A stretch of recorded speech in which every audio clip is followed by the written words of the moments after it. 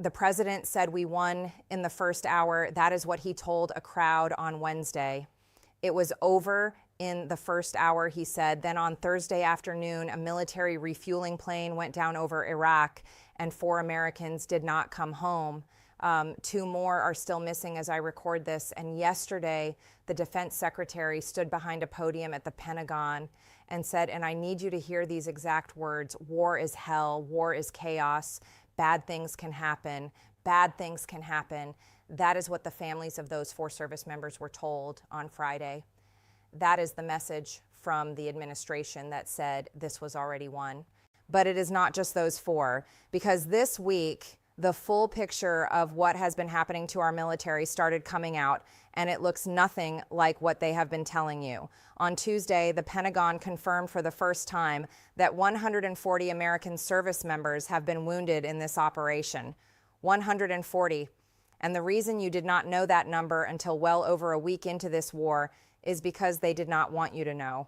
When the first attack hit our forces in Kuwait on day 1, the administration said 5 were seriously hurt and several had minor injuries. That was the story for over a week. 5 serious, a few minor. Then CBS News broke what actually happened. The scene was far worse than disclosed.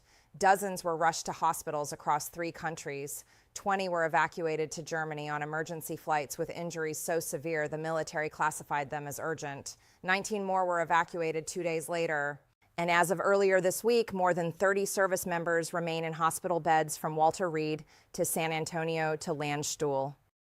And I need to tell you something about the pattern here, because this has happened before, and it happened under this exact same president. In January 2020, after Iran struck the Al-Assad air base in Iraq, this same commander-in-chief told the American people that nobody was hurt. 0 casualties. He said it publicly. He said it with confidence. Then slowly, quietly over the following weeks, that number was revised. First, it was a few headaches, then it was concussions, then it was dozens of traumatic brain injuries. The final count was 110 service members wounded, with effects that many are still dealing with 6 years later. The president at the time dismissed those brain injuries as headaches and said he did not consider them serious. ABC News reported this week that what is happening right now represents an unusual break from the Pentagon's own longstanding transparency norms about combat casualties, norms that go back to World War II. They are running the same playbook. They told you 5. The real number is 140 and climbing every single day. And I have to ask the question that every military family in this country deserves an answer to. How many are really hurt? Have more been lost than we are being told? The administration needs to explain to the American people what is happening to our troops. Pray for them. Pray for peace. And here is where the story gets even more troubling, because it is not just the casualty numbers they have been misleading you about. It is the entire status of this war. I went back and looked at every statement the president and his team have made over the past 2 weeks, and what I found is a level of contradiction that should concern every American, regardless of party. On March 9th, the president told CBS News, the war is very complete, pretty much. That same afternoon, the Pentagon posted on social media, and I want you to picture this, a photo of a missile with the words, "No mercy," written across it, and the caption, "We have only just begun to fight." The president says it is over. His own Pentagon says it is just starting. A reporter asked him directly, which is it? And the president of the United States answered, you could say both. Both. The war is both over and just beginning. He said we could call it a tremendous success right now, or we could go further, and we are going to go further. 2 days later in Kentucky, he said we won in the first hour. Then in the same speech, he said we do not want to leave early. We have got to finish the job. Then Thursday afternoon, that refueling plane went down in the Iraqi desert. And by that night, the president was posting on Truth Social that we have unparalleled firepower, unlimited ammunition, and plenty of time. Watch what happens. 4 Americans were already gone, and he was still posting about how unstoppable we are.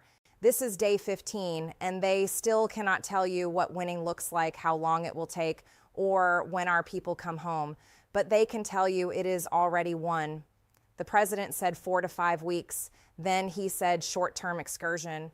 Then he said it is both over and just beginning. Then his defense secretary said this is only the beginning. Then the president said we already won. Then he said we need to finish the job. Then he posted we have unlimited ammunition and plenty of time. And while all of this was being said, 4 Americans were dying in a plane crash and 140 were already wounded. And we are supposed to trust that they have this under control. And I want to talk about what the defense secretary said on Friday because it reveals everything about how this administration views your children in uniform. A reporter asked Hegseth about the 4 service members confirmed dead in that plane crash. And Hegseth said, war is hell, war is chaos, bad things can happen. He called them heroes. He said their sacrifice will recommit us to the resolve of this mission. Then he announced that Friday would be the heaviest day of bombing yet. More strikes, more intensity, more resolve.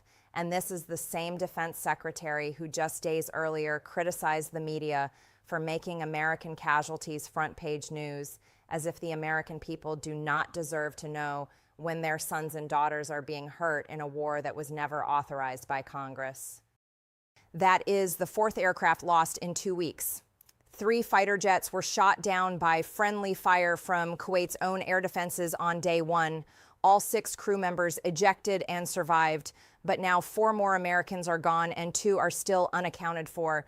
And while the Islamic resistance in Iraq is claiming they shot that plane down, CENTCOM says it was not hostile fire. So either our equipment is failing, our coordination is failing, or someone is not telling the full story. None of those options are acceptable when American lives are at stake.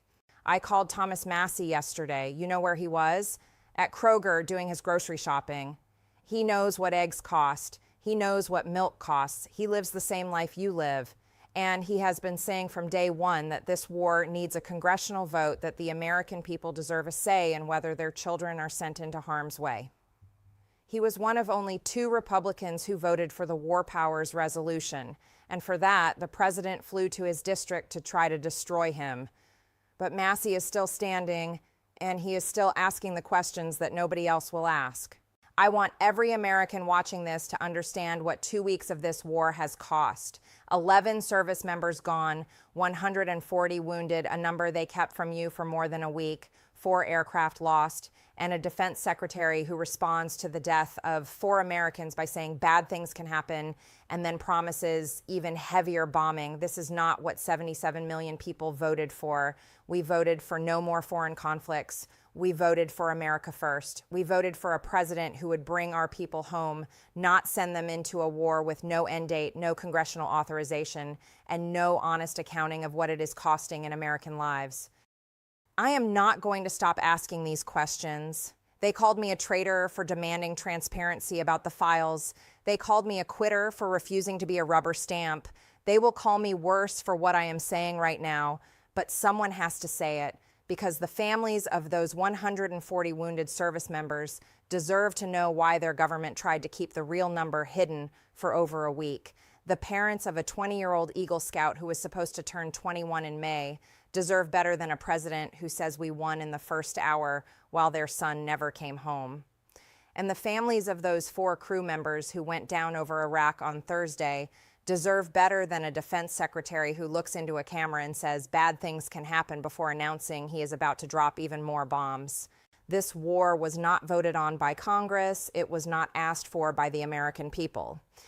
And the people running it cannot even agree among themselves whether it is over or just beginning.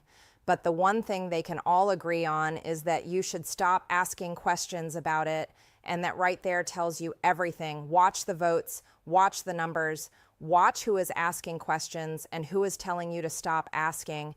That will tell you everything you need to know about who is actually fighting for you and who is fighting to keep you in the dark.